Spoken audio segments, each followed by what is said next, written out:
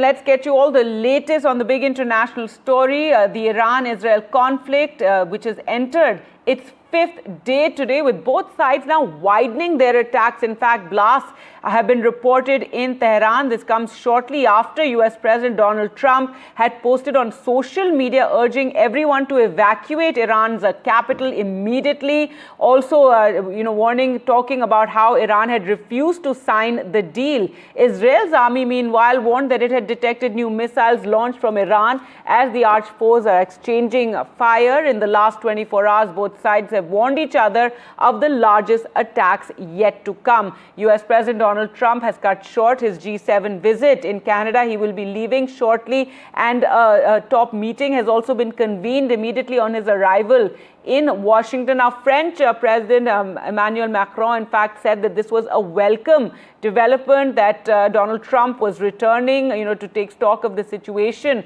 in the Middle East. And there is a talk of the U.S. actually proposing peace talks. So that would be a very, very, welcome development. Really, let's wait for U.S. President to, return and hold that meeting. Let's go across to Ghazali for more. And Ghazali, this comes even as, Israel has warned that they could even kill, Ayatollah Ali Khamenei, the Iran leader.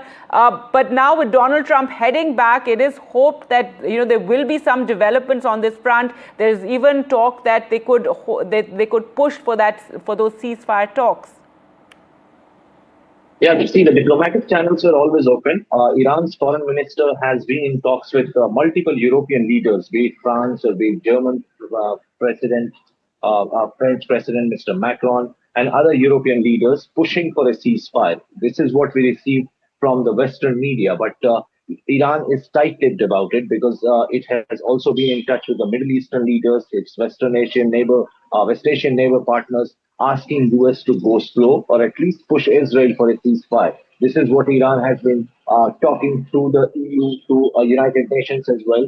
But basically, it is asking all these leaders to also condemn Israel's aggression and also initiate or to sort of renegotiate or relaunch the negotiation over the nuclear talks. And perhaps that is why US President Mr. Donald Trump, who was in Canada for the G7 meet, has cut short his visit and will be moving back to the United States. And this is being confirmed from not just from US President Mr. Trump, but even French President has also confirmed that perhaps the wheels of negotiations are moving, and that is why perhaps we could see some kind of negotiation between Iran and US, which is stalled due to this attack from Israel. Because last Sunday it was scheduled that in Oman the sixth round of talk between US and Iran was scheduled over the nuclear talks between the two countries, but due to attack it all got stalled. Iran maintains two things: one, that they're open for negotiation, but they will equally keep responding to any kind of Israeli aggression. But if you see the developments in the last 24 hours, for the first 3 nights,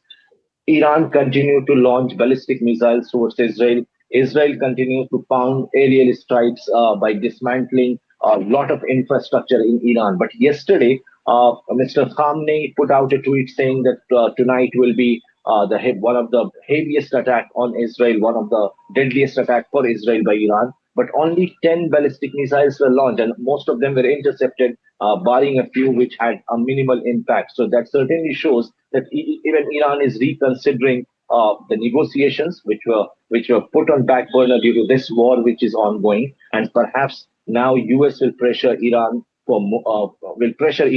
to sit for negotiation through the Arab leaders. Perhaps Oman, Qatar, they are all in touch with Iran, and they will push for a ceasefire, or at least bring back Iran back to the negotiation table.